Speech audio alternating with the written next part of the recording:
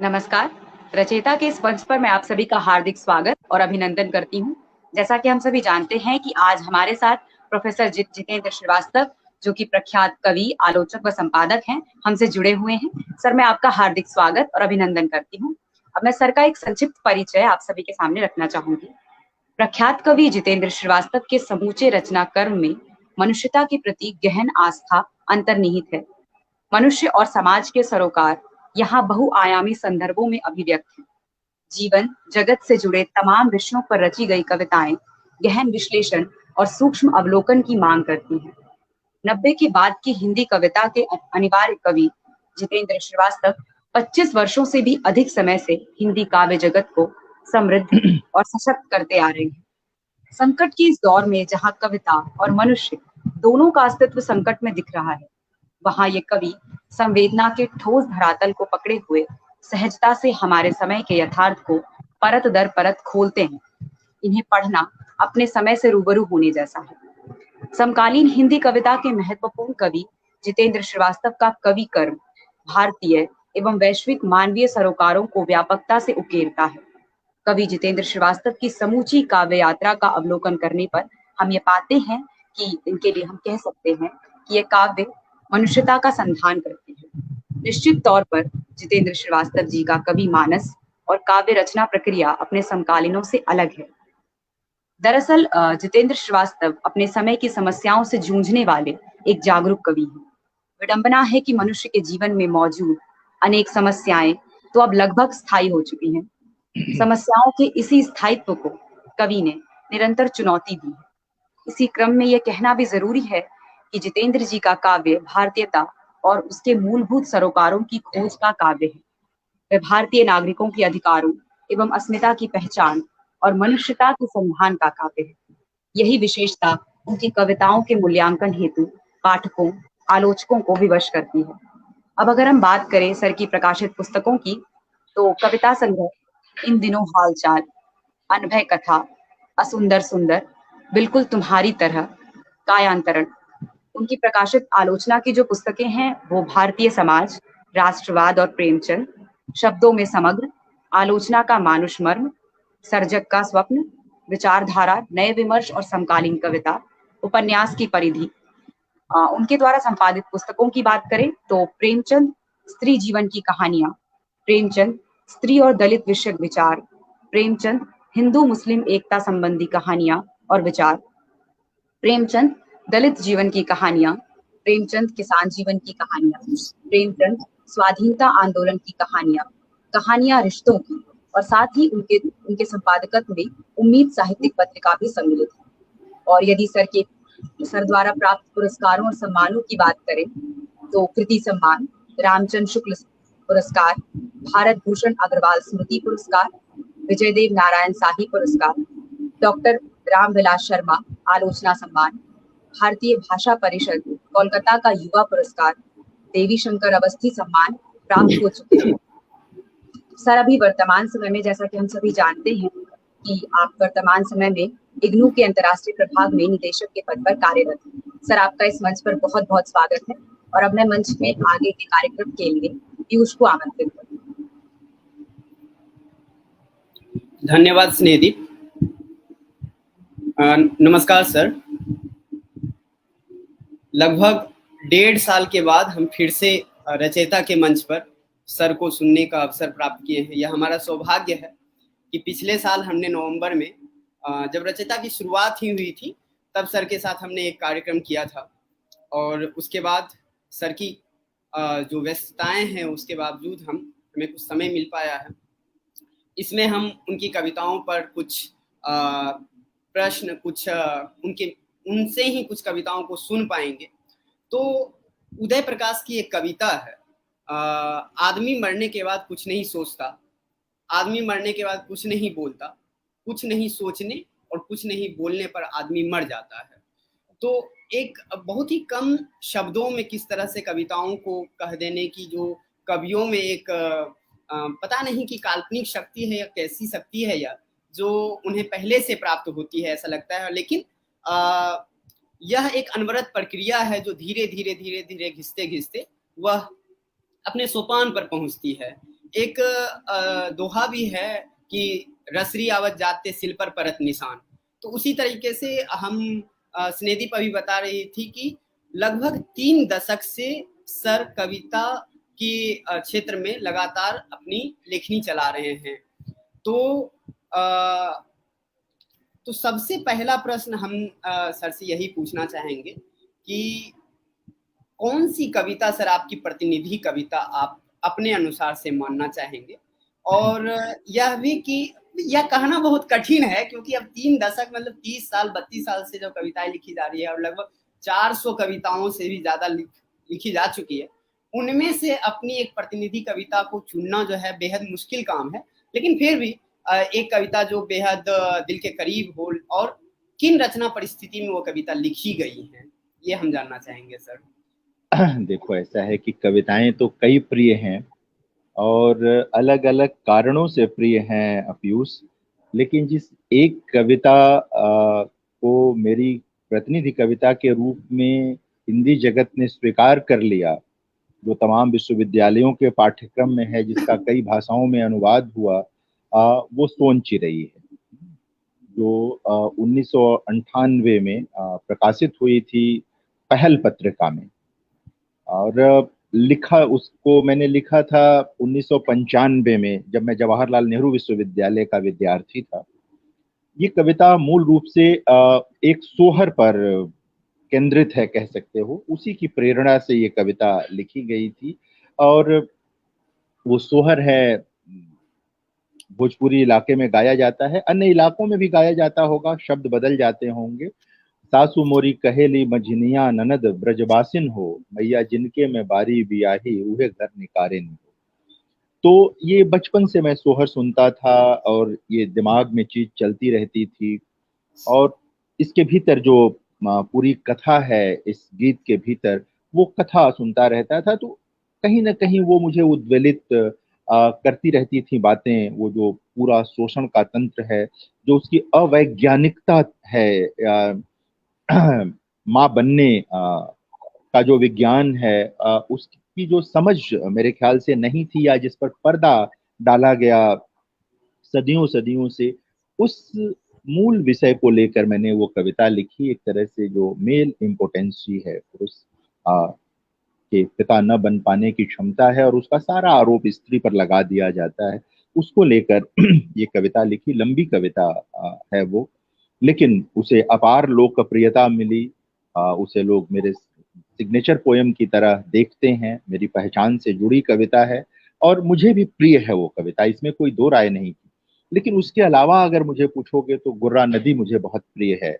उसी कालखंड की कविता, 1993 के आसपास में लिखी गई लंबी कविता है। जरूर जाऊंगा कलकत्ता, जिस कविता के लिए भारत भूषण अग्रवाल पुरस्कार मिला, वो कविता मुझे प्रिय है। चुप्पी का समाज शास्त्र, जो शीर्षक सूरज को अंगूठा संग्रह में कविता है, वो मुझे बहुत प्रिय है। सपने अधूरी सवारी के विरुद्ध होते हैं, ये कविता प्रिय है। राय प्रवीण शीर्षक एक कविता है। राय प्रवीण जो नर्तकी थी ओरछा में, उन पर जो केंद्रित कविता है, ये 99 2000 के आसपास में लिखी गई कविता है। ये कविता भी मुझे बहुत प्रिय है। अनभय कथा नाम शीर्षक जो कविता है, जिसके नाम पर मेरा एक संग्रह ही है, वो कविता मुझे बहुत प्रिय है। ऐसी मुझे लगता है कि 400 कविताओं में 40 कविताएं तो कम से कम ऐसी हैं ही जो मुझे बहुत प्रिय हैं। वैसे तो जिनको भी मैंने प्रकाशन के योग्य माना, वो सब कविताएं मुझे प्रिय हैं। हाँ पीयूष। जी सर, एक चीज मैंने देखा है कि सर स्थान से बहुत प्रेम है। कलकत्ता वाली कविता मैंने भी पढ़ी है सर, ठीक है। इसी तरह से मैंने केदारनाथ सिंह ने बनारस पे बेहतरीन कविता लिखी है, ठीक है। तो उसी तरीके से कवियों को जो जिन स्थान पर वो जाते हैं, वो स्थान बहुत ही प्रिय हो जाता है, क्योंकि हो सकता है कि वहाँ की खुशबू जो है उनके शब्दों में झलकने लगती है, उन्हें महसूस करते हैं, तो उनकी कविताओं में हम इस चीज को पाते हैं। कविता जो है सर बहुत सारे लोगों के लिए अलग अलग रूपों में स्वीकार्य है। किसी के लिए देश बदलने का माध्यम है, क्रांति है, प्रेम है, और किसी के लिए स्वांत सुखाय भी है, जिस तरह से तुलसी कहते हैं हमारे समय में कि स्वांत सुखाय के लिए कविता लिखी जाए। धरती पर मनुष्यता को जीवित रखने का माध्यम भी कविता हो सकता है, साधन है, या किसी के लिए कांता सम्मित उपदेश है। तो इतनी सर कविता लिखने के बाद एक कवि के लिए, आपके लिए कविता क्या है सर? देखो, निजी तौर पर तो ये जो हमारे महापुरुष कह गए हैं, वही बात मैं भी दोहराऊंगा, अपने शब्दों में कहूंगा कि कविता मेरे लिए प्राणवायु की तरह है। निजी तौर पर सिर्फ मेरी अपनी लिखी कविता नहीं, जो हमारे पूर्वज कवियों ने कविताएं लिखी हैं, जो मुझसे वरिष्ठ कवियों ने कविताएं लिखी हैं, वो सब अच्छी कविताएं प्राणवायु की तरह हैं। उन कविताओं ने मेरे भीतर जो मनुष्य है उसे अधिक संवेदनशील बनाया, अधिक भावप्रवण बनाया, अधिक वैचारिक बनाया, अधिक कोमल और करुणा से युक्त बनाया। तो एक तरह से कह सकते हो कि वो मेरे लिए प्राणवायु की तरह है।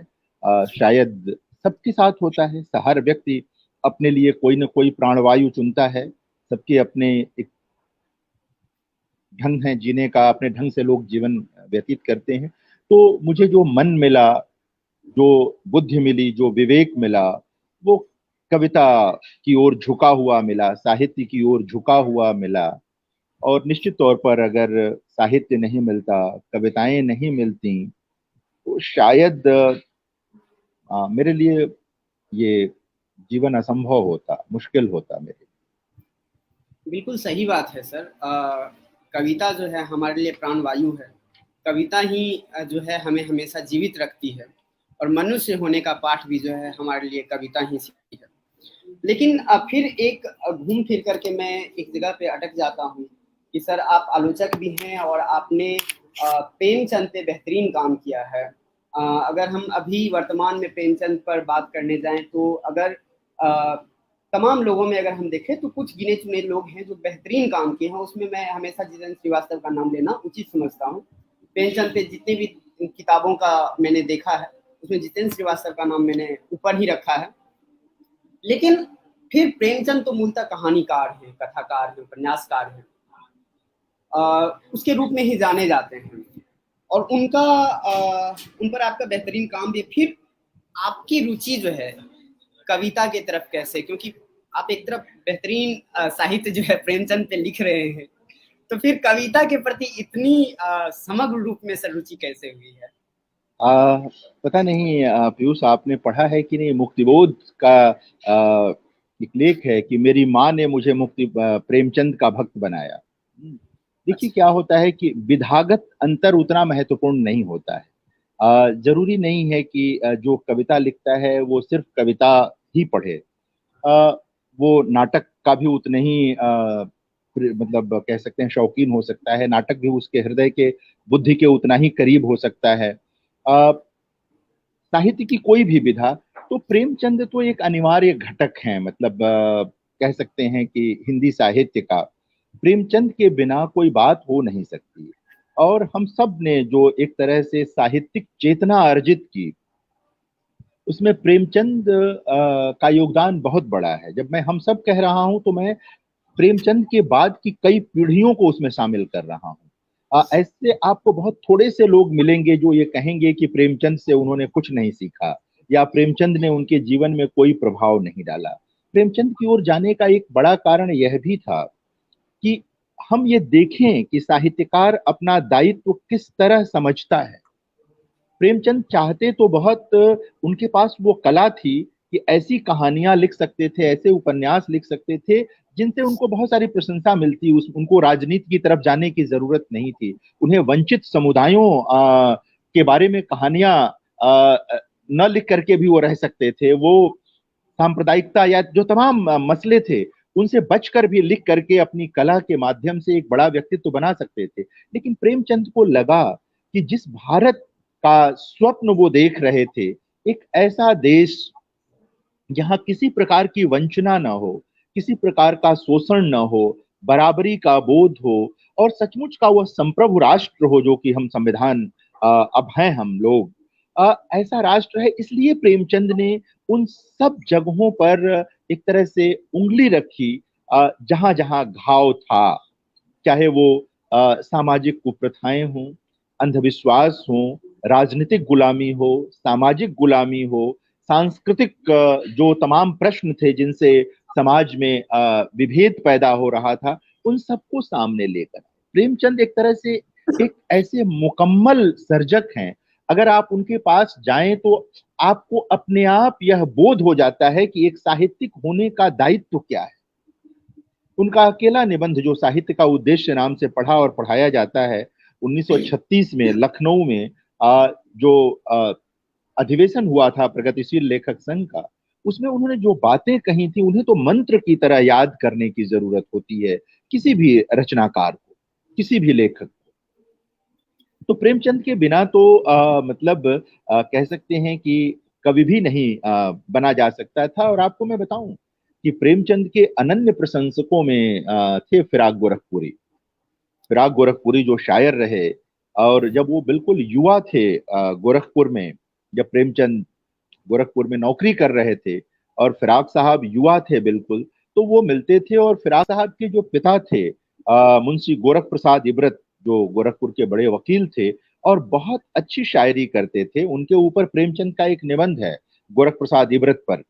तो प्रेमचंद खुद साहित्य मतलब कविता के रसिक थे, खुद कविताएं पढ़ते थे, उस दौर की कविताओं से वो जुड़े हुए थे। तो कभी भी मुझे लगता है कि प्रेमचंद की ओर जाने से मेरे कवि को प्रेरणा मिली, मेरे कवि को ताकत मिली, और मैं अधिक कह सकते हैं कि भावप्रवण हुआ, अधिक विचारशील हो पाया प्रेमचंद की ओर जाकर। कुछ कहानियां भी मैंने लिखी ही हैं वैसे, हालांकि मैं अपने को कहानीकार नहीं मानता। जी सर, यह बात बेहद ही हमें समझने लायक है कि प्रेमचंद के बिना जो है साहित्य का कोई कोना भी जो है वह संभव नहीं है। हमें अपने जीवन में भी अगर किसी भी चीज़ को समझना है तो कितनी सरलता से किसी भी चीज़ को कह देने की जो क्षमता होती है वह हम प्रेमचंद से सीखते हैं कि बहुत ही सरल भाषा में वो अपनी कहानियों को या अपने उपन्यास में किसी भी पात्र से जो भी कहलाना चाहते हैं वो बहुत ही सरल भाषा में कह देते हैं। तो प्रेमचंद का होना हमारे लिए बहुत ही महत्वपूर्ण है। अब हम एक तरफ मुड़ते हैं प्रेम की कविताओं पर। प्रेम की कविताएं भी सर आपने बहुत सारी लिखी है, और दो संग्रह जो है मूलतः, जो बिल्कुल तुम्हारी तरह और जितनी हंसी तुम्हारे होठों पर, एक कवि के नजरिए से प्रेम को शब्द में ढालना कितना उचित है। प्रेम कभी कभी हम कहते हैं कि सर कि प्रेम को प्रेम रहने दिया जाए, बोलने की जरूरत नहीं है या लिख करके व्यक्त करने की जरूरत नहीं है। तो एक तो प्रश्न ये बनता है कि प्रेम को एक कवि के नजरिए से ढालना कितना उचित है, और आपकी प्रिय कविता इन दोनों संग्रहों में से कौन सी है, वो अगर हमें सुनाएंगे तो हमें अच्छा लगेगा। और एक और प्रश्न है कि एक आम आदमी के नजरिए से, क्योंकि एक कवि के नजरिए से मैंने कहा है, लेकिन एक आम आदमी के नजरिए से, अगर आप कवि नहीं हैं और एक नॉर्मल इंसान है, एक आम आदमी के नजरिए से पूछा जाए तो एक इंसान के जीवन में प्रेम की क्या महत्ता है और प्रेम की क्या परिभाषा होनी चाहिए, ये भी मैं जानना चाहूंगा। एक आम आदमी के नजरिए से प्रेम की क्या महत्ता है और क्या परिभाषा होनी चाहिए, और दूसरा एक कवि के नजरिए से प्रेम को शब्द में ढालना कितना उचित है। पीयूष, देखिए क्या है कि प्रेम तो एक अनिवार्य चीज है जीवन की। वो और उसके बहुत सारे रूप होते हैं। खैर, प्रेम के हम सब जानते हैं कि प्रेम का मतलब सिर्फ स्त्री पुरुष के बीच का प्रेम नहीं होता। प्रेम के बिना तो जीवन नहीं चलता है। जो सामान्य व्यक्ति है, दरअसल स्त्री पुरुष के बीच वाले प्रेम के अर्थ में भी देखें तो उसके बिना जीवन कहाँ चल पाता है। और इसीलिए मेरी जो प्रेम कविताएं हैं उनका कह सकते हैं कि अधिक भाग दाम्पत्य प्रेम की कविताओं का है, साहचर्य की कविताओं का है, परिवार में जो प्रेम पनपता है उसकी कविताओं का है। यानी स्वकीया के लिए लिखी गई कविताओं का है। द्वितीया के लिए लिखी गई कविताएं मेरे पास नहीं हैं, मेरे संग्रह में नहीं है। तो ये मेरे दोनों संग्रहों में नहीं है। तो प्रेम तो मेरा बहुत प्रिय शब्द जो मैं बार बार इस्तेमाल करता हूँ, अपनी एक किताब का नाम भी रखा था मैंने, प्रेम तो मेरे लिए जीव द्रव्य की तरह है, उसके बिना जीवन हो नहीं सकता। वह प्रेम है जो आपको हर तरह की तमीज पैदा करता है आपके भीतर। आप मतलब कह सकते हैं कि उसके बिना एक तरह से आपका जीवन, किसी का भी जीवन खोखला होता है। अब अब प्रेम को कोई अपने जीवन में किस रूप में देखता है, प्राप्त करने में, दूर होने में, तमाम तमाम तरह के उसके पक्ष हैं, वो अपनी जगह हैं। आप देखिए हमारे वहाँ अपनी परंपरा में भी आप देखिएगा तो प्रेम का महत्व है। राम और सीता का दाम्पत्य प्रेम जो है वो एक आदर्श की तरह हमारे देश में रहा है। आज भी है, आज भी है। अ, एक उदाहरण की तरह है। कृष्ण भी एक बड़े उदाहरण हैं हमारे वहाँ। तो प्रेम हमारे वहाँ कोई बहुत वायवीय चीज नहीं रहा है, एक मर्यादित उसका स्वरूप हमारे वहाँ रहा है, जिसमें जिम्मेदारी का बोध रहा है। हमारे वहाँ प्रेम जिम्मेदारी से मुक्त होने की चीज नहीं रहा है। हमारे वहाँ प्रेम का मतलब है जिम्मेदारी को ग्रहण करना, स्वीकार करना। जो जिम्मेदारी से भागेगा वो प्रेम नहीं कर सकता। वह तरह तरह के आकर्षणों से भरा हो सकता है, लेकिन उसको आप प्रेम नहीं कह पाएंगे, कम से कम मैं नहीं कह पाता। तो मेरे लिए लगता है कि, और दूसरी जो आपने बात कही थी कि प्रेम को सिर्फ महसूस करने का मामला, देखिए प्रेम तो महसूस ही किया जाता है, और हर व्यक्ति जो प्रेम महसूस करता है वो कह नहीं पाता। कहने की क्षमता कुछ लोगों के भीतर ही होती है, और जो बहुत बेहतर ढंग से कह लेता है, जाहिर है कि उसकी बात लोगों को बहुत अच्छी लगती है। जैसे मुझे ज्ञानेंद्र पति की एक प्रेम कविता ट्राम में एक याद बहुत पसंद है। चेतना पारेख के नाम से अक्सर लोग उस कविता को याद करते हैं, शीर्षक है उसका। तो मेरे साथ ये है कि जो प्रेम कविताएं हैं, निश्चित तौर पर जिन दिनों में आप प्रेम में होते हैं उन दिनों आप तत्काल कविता नहीं लिखते, लेकिन जब आप के जीवन में वो एक स्थायी चीज बन जाती है, एक तरह से कह सकते हैं कि वो आपके आचरण का हिस्सा बन जाता है, साहचर्य का हिस्सा बन जाता है, फिर आप रचने की स्थिति में होते हैं, फिर आप कहने की स्थिति में होते हैं। तो उस समय आप कह सकते हैं, अगर आपके भीतर क्षमता है कहने की, लिखने की, तो कह सकते हैं। और तमाम विश्व के बड़े कवियों ने, हमारे अपने हिंदी के कवियों ने भी इस तरह की चीज की है, संस्कृत से लेकर हिंदी तक। हम्म, घनानंद की जो प्रेम कविताएं हैं वो सर्वकालिक महान कविताएं हैं, सर्वकालिक महान कविताएं हैं प्रेम की। अभी मैंने ज्ञानेंद्र का जिक्र किया।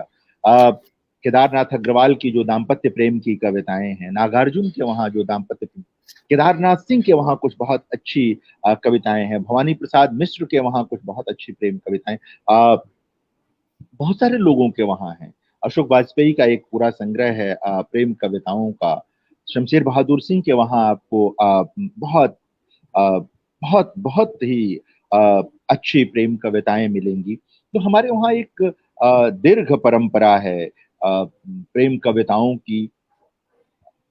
कोई एक नई चीज नहीं है, बस ये होता है कि समय के साथ प्रेम की धारणा बदलती चली जाती है। रीतिकाल था जहां पर घनानंद का मैंने नाम लिया, वो उसके अपवाद हैं, लेकिन बहुतेरे जो रीतिकालीन कवि थे वो देह वर्णन में व्यस्त थे। वो द्वितीया को केंद्रित कविताएं अधिक हैं, समर्पित कविताएं अधिक हैं। लेकिन जब आप 21वीं सदी में प्रेम की कल्पना करते हैं या 20वीं सदी के उत्तरार्ध की बात करते हैं, जो सदी बीत गई पीछे जो है, तो वहां पर प्रेम के भीतर लोकतांत्रिक चेतना का होना बहुत जरूरी है। मैं अक्सर कहता हूं, कल भी मैं दो किताबों पर चर्चा करते हुए कह रहा था कि प्रेम के लिए भी राजनीतिक चेतना अनिवार्य है। राजनीतिक चेतना माने पार्टी पॉलिटिक्स नहीं, राजनीतिक चेतना माने ये है कि जो पार्टनर है, जो आपका साथी है, उसके हक की चिंता, उसके अधिकार की चिंता, ये तमाम चीजें। देखिए कई बार हम करते हैं चिंता, कई बार वो बात आ नहीं पाती, लेकिन कम से कम चिंता आए तो सही, बात आए तो सही, आए तो सही। तो ये सारी चीजें उसमें रहती हैं। आपने कहा कि मैं आपको सुनाऊं कविता कौन सी। देखिए कविताएं तो बहुत सारी मुझे प्रिय हैं इसमें से, लेकिन एक कविता मैं आपको सुनाता हूं इसमें से। बहुत सारी कविताएं मुझे इसमें प्रिय हैं, लेकिन सिर्फ आपने एक कविता का जिक्र किया तो मैं जो ये बिल्कुल तुम्हारी तरह संग्रह है, इसकी जो शीर्षक कविता है मैं वो आपको सुनाता हूँ। और जो जो ढर्रे की प्रेम कविताएं होती हैं उससे बिल्कुल क्या कहेंगे कि इसे अलग आप रखेंगे, देखेंगे। 61। यहाँ दूर पहाड़ों पर मैं अकेला, यहाँ दूर पहाड़ों पर मैं अकेला, वहां घर में बेटियों बीच तुम। इस समय एक ऊंची चोटी पर खड़ा, मैं नीरव नयनों से निहार रहा हूँ छटते बादलों को। धीरे धीरे धूप चढ़ रही है घरों पर, मुझे याद आ रहा है तुम्हारा चेहरा। ठीक इन्हीं क्षणों में न जाने क्या कर रही होगी तुम। शायद नहलाकर बेटियों को, संवार रही होगी उनके बाल, निरख रही होगी उनके चेहरे। लोग कहते हैं बड़ी की आंखें हैं मेरी तरह, छोटी की तुम्हारी तरह। इधर कई दिनों से अकेले तुम संभाल रही होगी घर बाहर। मैं तो थक जाता हूँ अक्सर, ठीक से नहीं कर पाता अपने हिस्से का भी काम। और तुम हो जो सब कुछ कर लेती हो हंसती हुई चुपचाप। लेकिन अब की जब मैं घर आऊं, एक बात बताना मुझको, आखिर किस ताख पर रख दिया तुमने अपना गुस्सा। तुम्हारी वह जीभ कहाँ गुम हो गई, जो बता सकती है अपने स्वाद और अपनी इच्छाएं। मुझे याद है जब से हम साथ साथ हैं, ऐसा कई बार हुआ है जब मैं लौटा हूं अपनी यात्राओं से, तब मेरे कुछ कहने से पहले ही तुमने लपक कर थाम लिया है मेरा दुख।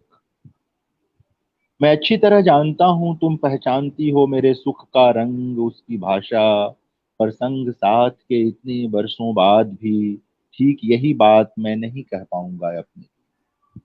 मैं जानता हूं यह अपराध है, पर क्या करूं, कहां से लाऊं अपने भीतर एक स्त्री की आत्मा, वह भी एक ऐसे समय में जब बच्चियां मारी जा रही हैं कोख में। फिर भी एक इच्छा है मन में कि अब की जब मैं घर आऊं तुम अपनी कहो, अपने जैसों की कहो, और मैं सुनूं उसी तरह जैसे सुनती हो तुम।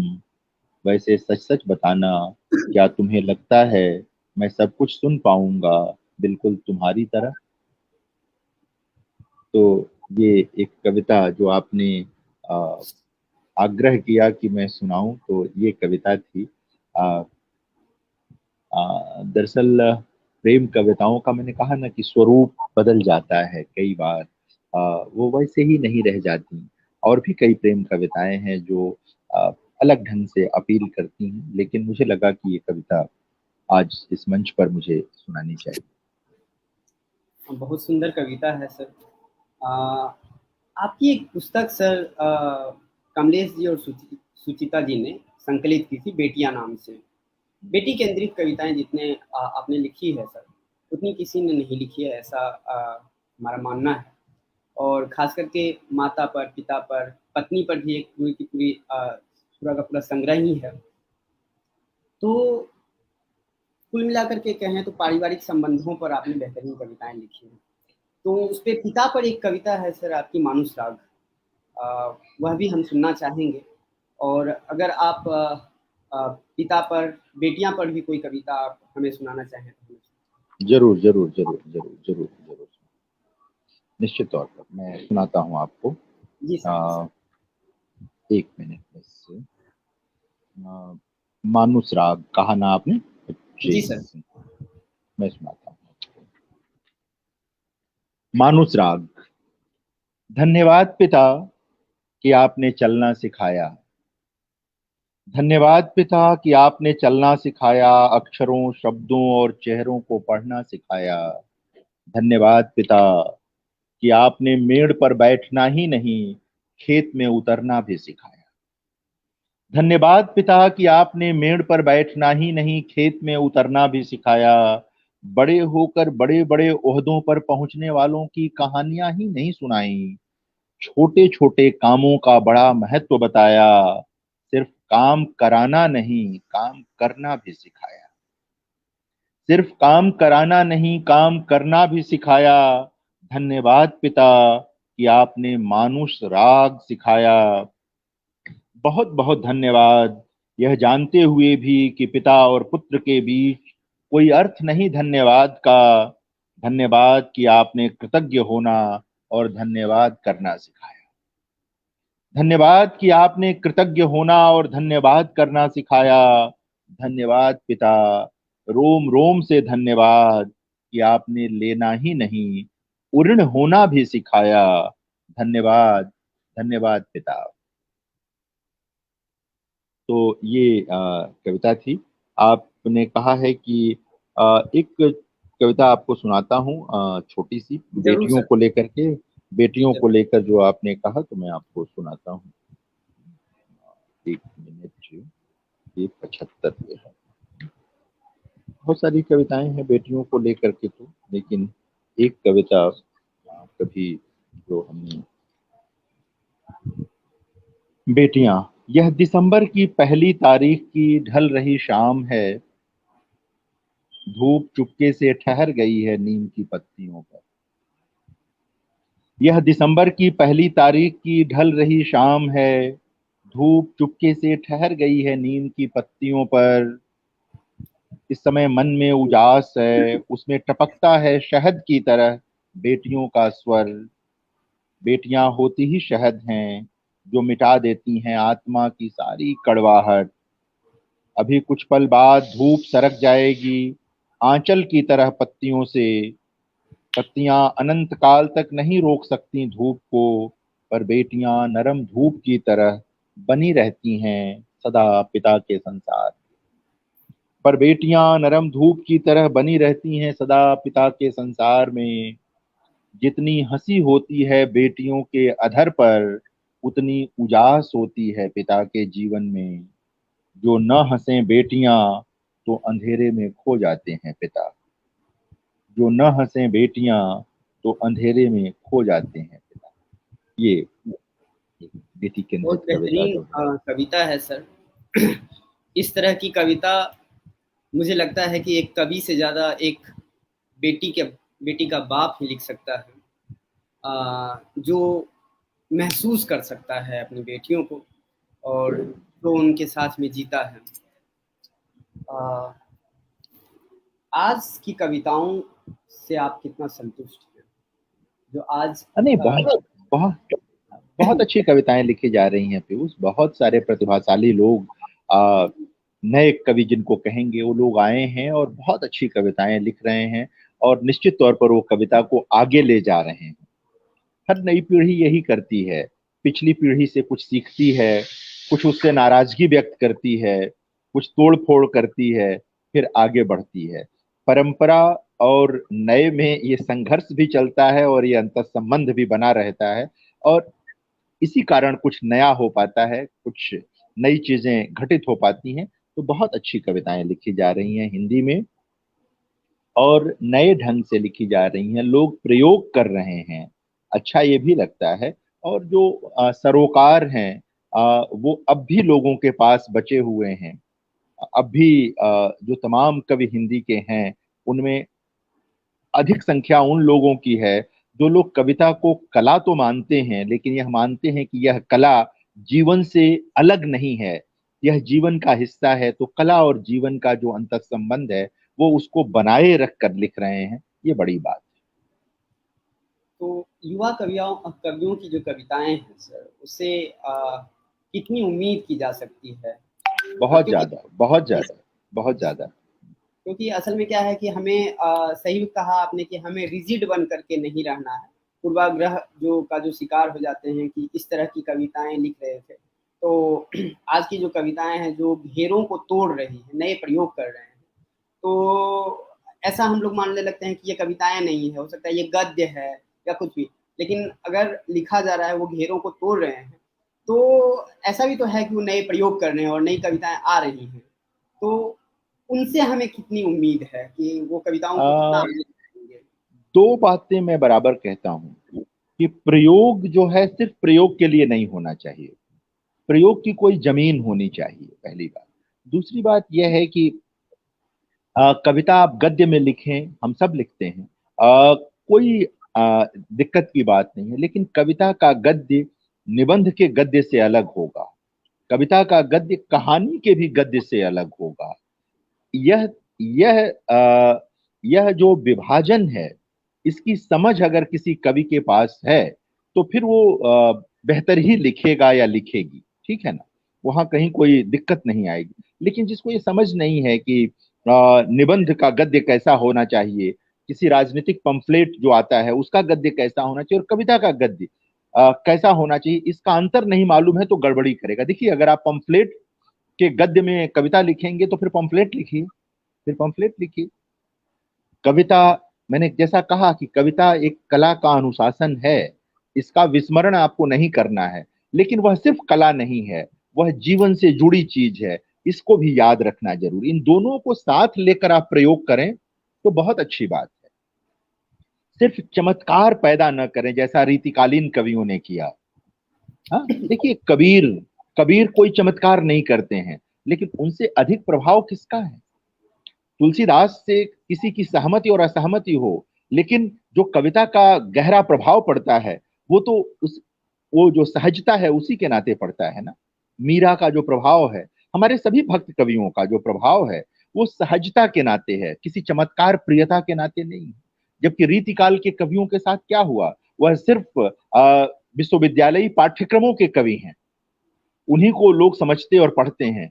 तो चमत्कार की अगर आकांक्षा आप रखेंगे तो जनमानस से दूर हो जाएंगे।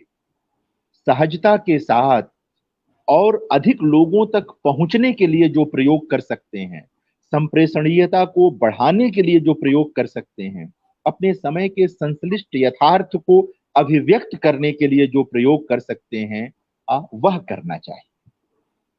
बिल्कुल सही बात है सर, कि रीतिकाल के कवि जो हैं आज सिर्फ सिलेबस में रह गए हैं। कोई भी व्यक्ति ऐसा नहीं होता है जिसे उस दौर के कवियों की कविताएं जो है मुंह पर याद रहती हैं, और रहती भी हैं तो कितनी याद रहती हैं और कितने हम चाव से पढ़ते हैं। लेकिन एक चीज़ हमने देखा है कि कबीर को पढ़ते हुए हमने यह महसूस किया कि कबीर जो है बहुत ही सरल भाषा में बहुत कुछ कह जाते हैं। इसलिए कबीर की जो कबीर के जो दोहे हैं आज भी बहुतों के जुबां पर उसी तरीके से रहते हैं, उपस्थित रहते हैं। एक प्रश्न है सर कि आप लगभग 3 दशक से कविता लिख रहे हैं, 90 के बाद से जो कविताएं आप लिख रहे हैं, कितना कुछ बदला है उस समय में और आज के समय में? और बहुत कुछ बदल गया। हाँ, पूछ लीजिए, पूरा कर लीजिए प्रश्न। आप क्या अलग महसूस करते हैं? क्योंकि उस समय जो आप लिख रहे थे, उस समय का दौर अलग था, उस समय का समय जो है पूरा का पूरा अलग होगा। हम जो समाज में देख रहे हैं उस समय की स्थितियां जो हैं, आज नवीनीकरण का दौर हो गया है, भूमंडलीकरण का दौर हो गया है। तो और फिर आप तमाम जगह की यात्राएं भी की हैं, उस समय इतना कुछ था भी नहीं हमारे पास जाने का आने का।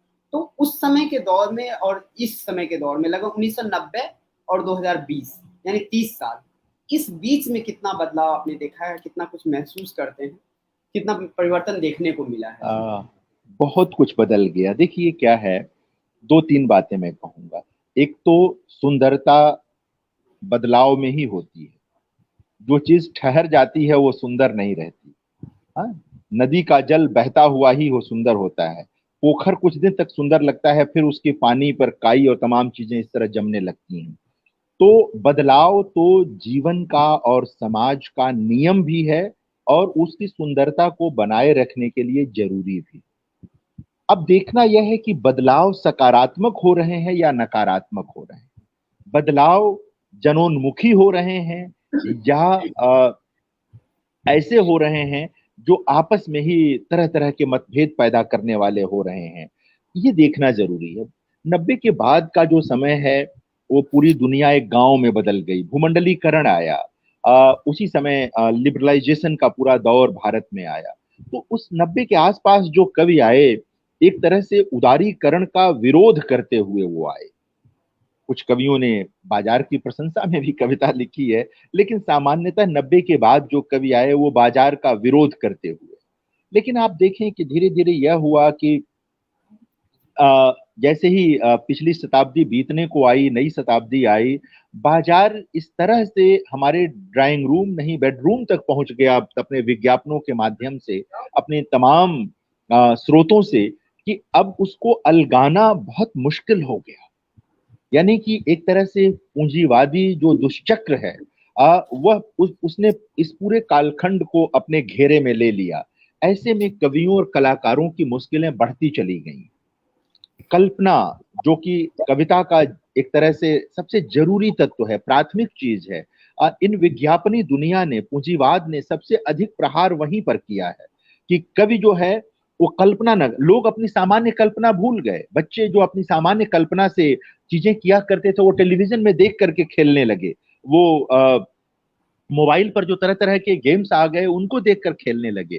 जो एक सहजता होती थी जिससे उनकी बुद्धि का विकास होता था, उनकी आत्मा का आयतन जैसे एक समाज बढ़ता था, सामाजिकता आती थी खेलने में, सब कुछ, वो सब चीजें बदलती चली गई हैं। निश्चित तौर पर सुविधाएं बहुत बढ़ गई हैं लेकिन जीवन मुश्किल हुआ है। ये एक संश्लिष्ट बात है कि सुविधाएं बहुत बढ़ गई हैं लेकिन जीवन मुश्किल हुआ है, क्योंकि सुविधाओं का उपभोग करने लायक आमदनी सबके पास नहीं है, सबके पास नहीं है। वो एक जो कह सकते हैं कि जो सामाजिक संरचना है उसमें बहुत सारे स्तर हैं, बहुत सारी चीजें हैं, चमक बहुत आ गई है लेकिन उसके पीछे अंधेरा भी बहुत है। कवियों की जिम्मेदारी उस अंधेरे को रेखांकित करने की है ताकि सत्ताएं उस ओर देख पाएं और उस अंधेरे को दूर करने का कोई रास्ता निकालें, उद्यम करें। कवि का काम सिर्फ चमकते हुए को दिखाना नहीं होता है, उसके पीछे का जो अंधेरा है उसे दिखाना होता है। और जब कवि अंधेरे को दिखा रहा होता है तो दरअसल वह किसी का विरोध नहीं कर रहा होता है, वह सत्ता का प्रत्याख्यान नहीं कर रहा होता है, वह अपने इस राष्ट्र को, अपने देश को, अपने समाज को और सुंदर बनाने की एक परिकल्पना दे रहा होता है। यह समझना भी बहुत जरूरी है कि कवि जो बता रहा है वह छूटी हुई जगहों की ओर इशारा करता है कि अभी यहाँ विकास जरूरी है, अभी यहाँ पर यह काम जरूरी है, अभी जिस ओर हम जा रहे हैं उस ओर से रुक करके इस ओर कुछ बढ़ जाना ज्यादा आवश्यक है। तो ये तमाम पहलू हैं। तो बहुत कुछ बदल गया है, जीने का ढंग बदल गया है, संबंधों का व्याकरण बदल गया है, मित्रता का व्याकरण बदल गया है। अब आपको धीरे धीरे ऐसे लोग कम होते जा रहे हैं जो घंटों किसी की प्रतीक्षा कर लें। अब अक्सर आपको लोग मिलेंगे तो ये मुहावरा कहते हुए मिलेंगे कि समय नहीं है, बहुत व्यस्त हूं। हम सब मतलब जाने अनजाने इस जीवन का हिस्सा हो गया। पहले लोग व्यस्त भी रहते थे तो कहते नहीं थे, वो समय निकाल लेते थे, मिलते थे, कभी जताते नहीं थे। लेकिन यह चीजें बदल गई हैं। ये बदलाव थोड़ा घातक है लेकिन धीरे धीरे यही सत्य होता जा रहा है। बिल्कुल सब कुछ सही बात है जी। हाँ, सुविधाएं बढ़ गई है और लेकिन जीवन जीवन जीने मुश्किल हो गया, मुश्किल जीवन बहुत मुश्किल हो ज्यादा गया। है। इसी से एक जुड़ा हुआ प्रश्न ये है सर कि आपकी एक कविता है सर, मैं पढ़ना चाहूंगा। जिस सकारात्मकता की आप बात कर रहे थे उसी से जुड़ी हुई आज ही हमने उसे प्रेषित किया है सर। दूब। बहुत पहले की कविता है, बहुत पहले की, बिल्कुल आरंभिक दौर की कविता है मेरे वो। जी सर। हम्म। अदम्य जिजीविषा से भरी है दूब, उसे जमने और पसरने को नहीं चाहिए सिर्फ नदी का किनारा। पत्थरों के बीच भी सिर उठाने की जगह ढूंढ लेती है दूब। मिट्टी से कितना भी दबा दीजिए, मौका पाते ही पनप उठती है वह, पसर जाती है सबको मुंह चिढ़ाते हुए। जमने को अपना अधिकार मानकर देती आ रही है वह चुनौती अपने खिलाफ साजिश करने वालों को सृष्टि के आरंभिक दिनों से। कितनी सकारात्मक बात है सर यह इसमें कि हमने सर हम सुनते आते हैं कि पत्थरों में भी डूब उठ कर आ जाती है, तो फिर आप मेहनत से क्यों भाग रहे हैं? कुछ भी काम, जो भी काम है वो संभव हो सकता है, असंभव कुछ भी नहीं है। तो असल में जब कवि उपस्थित हो तो हमें हमेशा चाहिए कि कवि के मुंह से ही हम कविताओं को सुने, लेकिन मैं अपने आप को रोक नहीं पाया नहीं, सर बहुत इसको अच्छा है, पढ़ने बहुत के अच्छा, लिए। बहुत अच्छा, बहुत अच्छा। तो सर वर्तमान समय में आप कविता की जरूरत किस तरह से महसूस करते हैं? क्योंकि वर्तमान का दौर जो है बहुत मुश्किल हो रहा है सर। एक दूसरे को हम महसूस, जो हमारे पड़ोसी हैं हम उससे भी बात करने से कतराते हैं। जो आपने सही कहा कि सर मैं व्यस्त हूँ, समय नहीं है, इस समय में कविता की जरूरत किस तरह से आप महसूस करते हैं? मैं, जैसा कि मैंने अपने आरंभिक मतलब जो बातचीत हम लोगों ने शुरू हुई है तो आरंभ में कहा, देखिए कविता रहेगी तो जो हमारे मन का भीगापन है ना वो बचा रहेगा, मन हमारा शुष्क नहीं हो पाएगा, हमारी बुद्धि सिर्फ व्यवहारिक बुद्धि नहीं रह जाएगी, थोड़ी सी भावुकता, थोड़ी सी मूर्खता, जीवन की मूर्खता, जब मैं मूर्खता कह रहा हूं तो संबंधों के लिए जीने की बात कह रहा हूं, थोड़ा प्रेम बचा रहेगा कहीं ना कहीं हमारे भीतर। अगर कविता रहेगी तो कविता की सबसे बड़ी दिक्कत यह है कि वो आपको व्यवहारिक नहीं बनाती है। बहुत व्यवहारिक हो चुके लोगों को थोड़ा सा, और मैंने जो कहा कि उनके मन को थोड़ा और अ, भीगापन देती है, थोड़ा तरल बनाती है। अ, अधिकांश जो है कह सकते हैं कि जो किसी भी कारणों से अंधेरा छा गया होता है भीतर, वहाँ थोड़ी सी ही सही, मतलब वहाँ प्रकाश की व्यवस्था करती है, वहाँ प्रकाश पहुंचाती है कविता। तो कविता तो बहुत जरूरी चीज है। अगर कविताएं लोगों के जीवन में इस कदर आ जाएं कि थोड़ा सा ही समय निकालें वो कविता के लिए, तो जानिए कि जो बहुत सारी नकारात्मकता है वो दूर हो जाएगी। लोग एक दूसरे के साथ खड़े होंगे, एक दूसरे को पहचानने लगेंगे, और शायद कबीर की कविता है ना कि 1 लाख पूत 1.25 लाख नाती, ता रावण घर दिया न बाती, सारी सत्ताएं मिट जाती हैं। अभी एक मित्र ने गढ़कुंडार के किले का की तस्वीर लगाई थी। जब मैं झांसी में प्राध्यापक था, आज से 24 साल पहले, तो मैं वहां कई बार गया। किसी समय वहां जगमग रहा होगा, तरह तरह के उत्सव रहे होंगे, लेकिन अब सिर्फ खंडहर है।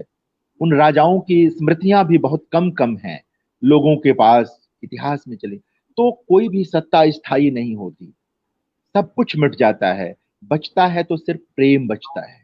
हाँ, कविताएं नहीं मिटती। कालिदास भी जीवित हैं, कालिदास के समय के राजे रजवाड़े खत्म हो गए, कहीं इतिहास में दर्ज रह गए। कालिदास हैं, भवभूति हैं, शेक्सपियर हैं, उधर किसी भी दुनिया की किसी भी भाषा में चले जाइए, तुलसीदास, कबीरदास, मीरा, रैदास, हम सब अभी जिक्र कर रहे थे इन लोगों का, ये सब लोग हैं। हाँ, हाल फिलहाल के अज्ञेय हैं, निराला हैं, मुक्तिबोध हैं, ये लोग। हम कितने लोगों को सत्ताएं चली जाती, इसलिए कविता अगर होगी तो कम से कम वह यह सिखाएगी कि कुछ भी स्थायी नहीं है। इसलिए मनुष्य बने रहना जरूरी है, रिश्तों की परवाह करना जरूरी है, नैतिक बने रहना बहुत जरूरी है। कविता अनिवार्य रूप से हमें नैतिक बनाती है, मानवीय बनाती है, जी इसलिए सर, कविता की जरूरत है। प्रेम का बचा रहना वर्तमान समय ही नहीं सदियों से बहुत ज़रूरी है कि हम अपनी स्मृति के सहारे से भी जी लेते हैं, और प्रेम अगर है तो जीवन संभव है। एक किसी इंटरव्यू में आपने कहा था सर कि कविता जो है मनुष्यता के लिए, जीवन के लिए अनिवार्य हिस्सा है। इस कथन पर सर आप मतलब जो है प्रकाश डालें, क्योंकि वर्तमान समय जो है मनुष्यता का जो हम देख रहे हैं किस तरह से ह्रास हो रहा है, तो इस पर सर क्या कुछ बोले सर? देखिए, मैं वही कह रहा था कि जीवन का हिस्सा कैसे है कि कई बार क्या होता है कि आदमी को कोई रास्ता नहीं मिल पाता है, तमाम मित्र मिलकर कोई रास्ता नहीं दे पाते, परिवार के लोग रास्ता नहीं दे पाते, लेकिन एक अच्छी किताब उसके लिए एक नया रास्ता बना देती है। एक अकेली कविता या अकेली कहानी उसके लिए रास्ता बना देती है। एक किस्सा बड़ा मशहूर था, मैंने कहा भी, हम सब जानते हैं, मंच के बड़े कवि रहे। हालांकि सिर्फ उनको मंचीय कवि नहीं कहना चाहिए, उनकी कविता की रेंज बड़ी है। गोपाल दास नीरज, हम एक दायरा बन जाता है, मंच और सिनेमा का उनका दायरा था। तो अ, एक बच्चे ने अपना इंटरव्यू दिया था जिसने बताया था कि वो निराश था, संभवतः इंजीनियरिंग का विद्यार्थी था, और निराश था, और उसने आत्महत्या करने का निर्णय ले लिया था कि वो करेगा। और उसे कहीं से गोपाल दास नीरज की एक गजल की पंक्तियां सुनाई दे गईं, किसी ने सुना दी या कहीं से सुन लिया उसने कि कुछ सपनों के मर जाने से जीवन नहीं मरा करता। सिर्फ इस एक पंक्ति ने उसको बदल दिया कि भाई इंजीनियरिंग को लेकर उसके मन में तनाव है, या जीवन में कोई असफलता मिल गई, क्या जीवन इतना छोटा है? जीवन के तो बहुत सारे पक्ष हैं। आप महात्मा जी को याद करें, महात्मा गांधी जी को याद करें।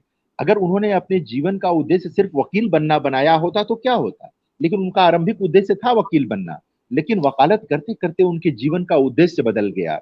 अफ्रीकी समाज में काम करने लगे, फिर लगा अपने देश में चलना है, यहाँ आए, पूरा बदल गया। डॉक्टर भीमराव अंबेडकर को आप याद करें, आप देखें कि किस तरह से जीवन का उद्देश्य, तो कैसे आप अपने जीवन को बदल लेते हैं, इससे बहुत सारी चीजें तय होती हैं। और इन सबके जीवन में साहित्य की बड़ी भूमिका रही। जिन लोगों ने दुनिया में बड़े कार्य किए हैं, समाज परिवर्तन का कार्य किया है, उन सबके जीवन में साहित्य की बड़ी भूमिका रही है। वो किसी न किसी साहित्य से निश्चित तौर पर प्रभावित रहे हैं। महात्मा गांधी गुजरात के भक्त कवियों से बहुत प्रभावित थे। वो नरसिंह मेहता का ही गीत गाते थे, वैष्णव जन तो तेणे कहिए जे पीर पराई जाने रे। भीमराव अंबेडकर ने अपनी किताबें भक्त कवियों को समर्पित की हैं, क्या महाराष्ट्र के, मराठी के। तो हम अपने भारत के संदर्भ में ही देखें, डॉक्टर राम मनोहर लोहिया को साहित्य बहुत प्रिय था, आचार्य नरेंद्र देव को साहित्य बहुत प्रिय था। तो अलग अलग वैचारिक सरणियों के लोगों को भी आप देखेंगे तो वो सब लोग साहित्य प्रेमी लोग हैं, जिन्होंने इस समाज को बहुत सुंदर बनाया और हमें प्रेरणा दी। तो अनिवार्य इसीलिए है साहित्य या कविता कि वो हम जो हैं उससे बेहतर हमें बना देगी। अगर आपने कविता से दोस्ती की, साहित्य से दोस्ती की, तो आप जो हैं आप उससे बेहतर अनिवार्य रूप से बनेंगे, इसमें कोई दो राय नहीं है। हो सकता है कि आप व्यवहारिक धरातल पर असफल माने जाएं, लेकिन मनुष्यता के धरातल पर आप बड़े साबित होंगे, विलक्षण साबित होंगे। तो सही बात है सर। इसके बाद सर, हम आपकी जो यात्रा है सर जेएनयू में भी रही है, आपने जेएनयू से पढ़ाई भी की है सर, तो क्या हाल के दिनों में आपका जेएनयू जाना हुआ है? और जाता ही रहता हूँ, जाता ही रहता हूँ। इस समय आप पढ़ाई कर रहे थे और वर्तमान समय में कितना कुछ महसूस किया है परिवर्तन वहाँ पर? और अगर वहाँ पर लिखी हुई कोई कविता जिस दौर में आप रह रहे थे, या उस पर जेएनयू पर कुछ लिखी हुई कविता, तो एक अगर हमारे लिए। वो तो बहुत लंबी कविता है, 13 वर्ष बाद जेएनयू में एक दिन फिर, बहुत लंबी कविता है। वो कायांतरण में है, कभी आप लोगों को समय मिले या जो लोग सुन रहे हैं तो उसको पढ़ें। देखिए क्या है कि जेएनयू की मूल पहचान, वही मैं कह रहा था, जो अभी सारी बातें कर रहा था, वही कि जेएनयू की मूल पहचान जो है वो इसकी रही है कि वह लोगों को चेतना संपन्न बनाता रहा है, विवेक देता रहा है कि अपने समाज के लिए कुछ करिए, अपने राष्ट्र के लिए कुछ करिए। मनुष्य होने की जो गरिमा है, उस गरिमा को तिरोहित मत कीजिए, उस गरिमा को बना कर रखिए। उस गरिमा का मतलब सिर्फ आईएएस या प्रोफेसर हो जाने में नहीं है, पत्रकार हो जाने में नहीं रहे। इस समाज ने जो आपको दिया है, कुछ लौटाना भी जरूरी है उसको। तो जेएनयू की जो सबसे बड़ी प्रेरणा थी कि आपने समाज से लिया बहुत है, देना भी है, जो मुक्तिबोध कहते हैं, लिया बहुत कुछ, दिया बहुत बहुत कम, मर गया देश, जीवित रह गए तुम। तो एक तरह से जेएनयू की शिक्षा यही रही है कि देश न मरने पाए, यह समाज न मरने पाए, हाँ, उसको बचाने की जरूरत है, देश को बचाने की जरूरत है, समाज को बचाने की जरूरत है। आपने तो ऐसी पढ़ाई कर ही ली है कि व्यक्तिगत जीवन के लिए आप उपलब्धियां हासिल करेंगे ही करेंगे, नौकरी मिलेगी, अच्छी नौकरी मिलेगी, सबको मिली भी, अधिकांश को, मतलब इक्का दुक्का कोई छोड़ दें तो मिली भी, लेकिन देश की चिंता, समाज की चिंता, यह एक केंद्रीय विषय था जेएनयू की ट्रेनिंग का, जो मुझे लगता है कि एक अच्छी चीज है। सिर्फ अपने बारे में तो कोई भी सोच सकता है, कहीं से भी सोच सकता है। तो एक संस्थान अगर आपने पूरे पर्यावरण से आपको ये शिक्षा दे कि जब बाहर निकलना तो उन लोगों के बारे में सोचना जिन लोगों के श्रम से ऐसे विश्वविद्यालय खड़े हुए हैं, जिन लोगों के सपने ऐसे विश्वविद्यालयों के निर्माण में लगे हुए हैं, ऐसे लोग जो छूट गए हैं, जो इन विश्वविद्यालयों तक नहीं पहुंच पाए, जिनको पहुंचना चाहिए, जिनकी पीढ़ियों को पहुंचना चाहिए, कुछ उनके बारे में भी सोचना, यही देश के बारे में सोचना है, जो मुक्तिबोध भी कह रहे थे, जो मुक्तिबोध भी कह रहे थे। तो ये सब चीजें हैं, और मुझे लगता है कि अब भी जेएनयू में ये चीजें हैं, ये चीजें हैं। जेएनयू एक ऐसी जगह थी जहां राजनीतिक विरोध कभी व्यक्तिगत विरोध का कारण नहीं बना। वहां वामपंथी और दक्षिणपंथी दोनों साथ चाय पीते थे, बात करते थे, बातें होती थी, बहस होती थी, फिर एक दूसरे के गले में बांह डालकर चले जाते थे, क्योंकि दोनों देश को प्रेम कर रहे होते थे, दोनों समाज को प्रेम कर रहे होते थे। रास्ते अलग थे, लेकिन दोनों का उद्देश्य एक जैसा था उस दौर में। इसलिए कभी ऐसा नहीं हुआ कि वहां पर वामपंथियों और दक्षिणपंथियों में कोई ऐसा संघर्ष हुआ हो हमारे समय में जिसे नकारात्मक ढंग से रेखांकित किया जा सके, क्योंकि कंसर्न एक जैसा था, रास्ते अलग थे, ट्रेनिंग अलग थी। कोई दक्षिणपंथ से आ रहा था, कोई वामपंथ से आ रहा था, कोई कांग्रेसी पृष्ठभूमि से आ रहा था। वहां फ्री थिंकर्स भी होते थे, जो जिसमें समाजवादियों की बड़ी संख्या थी उस दौर के, लोहियावादी और तमाम लोग थे जो चले आए थे। तो अब भी जेएनयू में मुझे लगता है ये चीजें बची हुई हैं, वहाँ सोचने वाले लोग हैं, बच्चे अब भी जेएनयू के बहुत अच्छा कर रहे हैं, देश के चुने हुए बच्चे वहां पहुंचते हैं, है ना, और अच्छे सपनों के साथ पहुंचते हैं। तो अब भी बहुत अच्छा कर रहा है जेएनयू। बिल्कुल सर, सही कहा आपने सर। आपकी एक पुस्तक राजकमल से आई थी, सूरज को अंगूठा, हाल में ही प्रकाशित हुई है। उस संग्रह से आपकी कोई पसंदीदा कविता सुना दें सर, जो सारी कविताएं पसंदीदा हैं। क्या कहते हैं, इसमें कई कविताएं बहुत मुझे प्रिय हैं, लेकिन एक छोटी सी कविता मैं पढ़ता हूँ। सपने अधूरी सवारी के विरुद्ध होते हैं। कई बार मैं इसका पाठ कर चुका हूं, लेकिन मुझे एक कविता बहुत प्रिय है। छोटी सी कविता है कि स्वप्न पालना हाथी पालना नहीं होता, जो शौक रखते हैं चमचों दलालों और गुलामों का। स्वप्न पालना हाथी पालना नहीं होता, जो शौक रखते हैं चमचों दलालों और गुलामों का। कहे जाते हैं स्वप्नदर्शी सभाओं में, सपने उनके सिरहाने थूकने भी नहीं जाते। सृष्टि में मनुष्यों से अधिक हैं यातनाएं, यातनाओं से अधिक हैं सपने, सपनों से थोड़े ही कम हैं सपनों के सौदागर। जो छोड़ देते हैं पीछा सपनों का अरे गहरे दबावों में, फिर लौटते नहीं सपने उन तक। सपनों को कमजोर कंधे और बार बार चुंधियाने वाली आंखें रास नहीं आती। उन्हें पसंद नहीं वे लोग जो ललक कर आते हैं उनके पास, फिर छुई मुई हो जाते हैं। सपने अधूरी सवारी के विरुद्ध होते हैं। किसी को भी जब सपना पालिए तो उसे मंजिल तक ले जाइए। सपने अगर या तो पालिए मत, पालिए तो मंजिल तक की यात्रा करिए, यही जरूरी है। और अगर हाँ हाँ जी सर, जी सर, मैं कह रहा था, और सपने अगर सामाजिक सांस्कृतिक कंसर्न के हों तब तो और लड़ाई बड़ी हो जाती है। कलाम जी का भी कथन है सर कि सपने हुए होते हैं जो हमें सोने ही ना दे। सोने नहीं जी, सपने हमें आगे बढ़ने, और सपने अगर हम देखते हैं तो उसे पूरा करना हमारा कर्तव्य हो जाता है। बिल्कुल बिल्कुल। इसी भी सर के नितेश कुमार पांडे हैं, हमारे दिल्ली विश्वविद्यालय के छात्र हैं सर। उनका एक प्रश्न आया है, आज के समय में कविताओं का दुरुपयोग करते हुए देखा जा रहा है, इस संदर्भ में आपका क्या मत है? देखिए क्या है कि कवि तो अपनी कविता लिख करके उससे कह सकते हैं कि इस अर्थ में मुक्त हो जाता है कि वो जनता की चीज हो जाती है ना।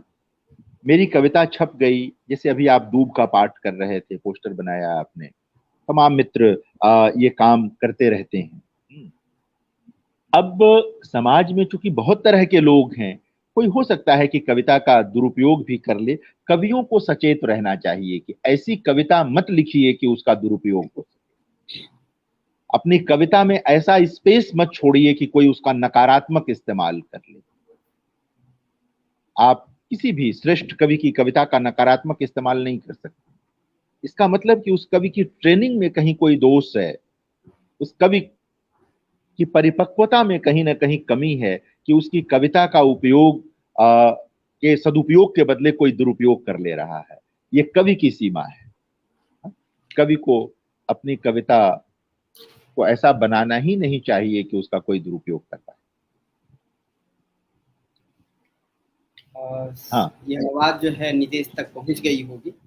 सर, आपका एक शनिवार को, प्रत्येक शनिवार को एक शो आता है सर, द न्यू भारत पे, किताब शनिवार की। उसमें मतलब विभिन्न किताबों का आप चयन करते हैं और उस पर बात रखते हैं। तो उन किताबों का चयन आप किस तरीके से करते हैं सर? निश्चित तौर पे दो कारणों से करता हूं। एक तो कोई किताब अगर बहुत चर्चित हो गई हो तो एक कारण यह होता है।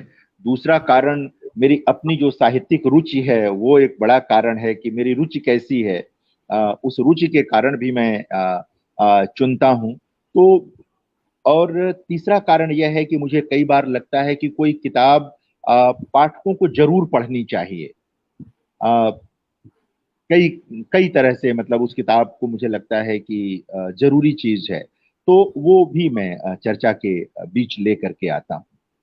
ये तीन कारण हैं इसके। जी, बहुत ही सुंदर सर। पाउलोस एक हैं व्यक्ति, केरल से वो कविता सुन रहे हैं आपकी, ये पूरी चर्चा सुन रहे हैं। ये जो पूरा लाइव है सर, पूरे देश में सुना जा रहा है रचयिता के माध्यम से। शमशेर जावेद है, उनका कहना है कि नवोदित रचनाकारों व साहित्यकारों के लिए आपका क्या संदेश है? यह प्रश्न मैं भी करता कि अंतिम प्रश्न के रूप में, कि जो भी व्यक्ति सुन रहे हैं या जो भी व्यक्ति बाद में सुनेंगे, उनके लिए एक साहित्यकार के नज़र से, एक कवि के नज़र से, एक आम इंसान के नज़र से उनके लिए आपका क्या संदेश होगा? एक संदेश जो आप देना चाहते हैं। संदेश देना तो कोई अच्छी बात नहीं होती है। संदेश तो क्या देना है, लेकिन मैं ये सिर्फ कहना चाहता हूं कि जो भी कविता के क्षेत्र में है, हम सबको हमारे अग्रजों ने, गुरुओं ने जो सिखाया, वही बात मैं कहना चाहता हूं कि अपने वरिष्ठों को पढ़िए, अपने से पहले लिखी गई कविताओं को पढ़िए, साहित्य को पढ़िए। इससे ये आपको पता चलेगा कि हिंदी कविता कहाँ तक पहुंच गई है, हिंदी कविता ने कितना विकास कर लिया है। फिर आप अपनी ओर से उसमें जो जोड़ सकते हैं वह जोड़िए। ऐसा ना हो कि आप कोई ऐसी चीज कहने जा रहे हैं जो 35 साल पहले किसी ने बहुत सुंदर ढंग से कह दिया है, फिर आज अगर आप उसे कह रहे हैं तो आप रिपीट कर रहे हैं, और फिर आपको लगेगा कि आपको महत्व नहीं मिल रहा है। तो एक अलग तरह की खीज आपके भीतर पैदा होगी जो कुंठा का रूप भी धारण कर सकती है। इसलिए जरूरी है कि पहले यह जान लीजिए कि आप क्या लिखा पढ़ा गया। इसीलिए हमारी परंपरा में अध्यवसाय, प्रतिभा के साथ साथ अध्यवसाय को बहुत महत्व दिया गया है, और व्युत्पत्ति को, व्युत्पत्ति माने पढ़ना लिखना।